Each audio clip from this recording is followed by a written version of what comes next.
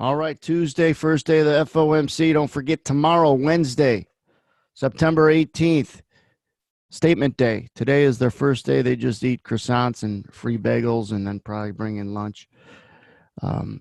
Before they decide 60% they're going to do a quarter, 40% now that they're going to do nothing.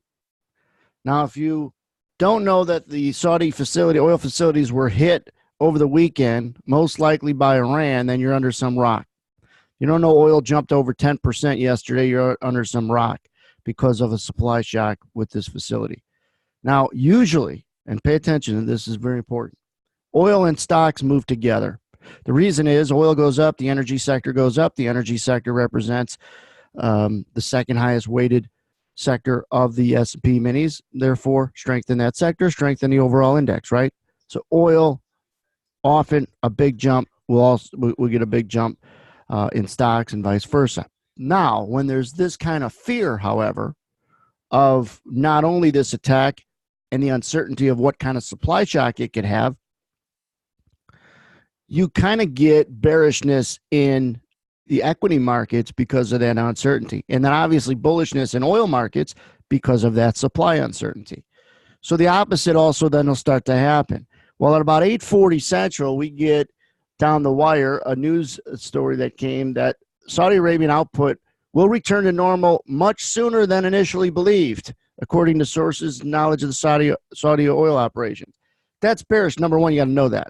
Number one, you got to know what that headline is. It's bearish. You don't even have to think about it. They're going to come online sooner than expected. That means they're up and running, maybe a little less of a supply shock than anticipated. So look here on the right side. You see oil get hit. Tom mentioned it live in the room. Oil's getting hit. The story comes out.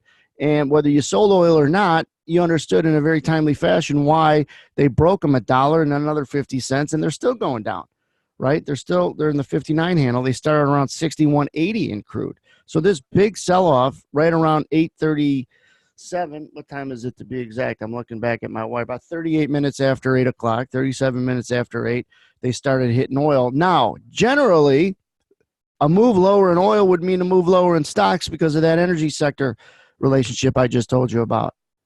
But because of this story and the way this story is driving the market, straight fear with uncertainty, oil prices coming down is a relief rally for stocks. And if you weren't trying to buy it or did buy stocks for this pop, you're under a rock. I didn't buy it. I was trying to, though. And I had said relief rally, phrase that I used in here, 98.99, that you could find a move higher. I didn't know it's going to go to 0203 and stop there and then come back off. All I'm saying is a move lower in oil in this particular sequence, in this particular story, gave you the driver for the upside in stocks. This is probably the best move of the session. We only had a 6-point S&P range in the first hour. This is a 4-point rally of it. So there was no coincidence that they rallied in here. And let me put some drawings on it to make it cute. They rally in here when they break in here. They rally in here when they break in here. It's okay to be under a rock. It's not okay to stay under a rock. We're all under rocks sometimes, but don't stay under them. Understand in a timely fashion why something happened, what it means, and how is it going to affect the market you're trading. If you're not watching peripheral markets, then go become a plumber.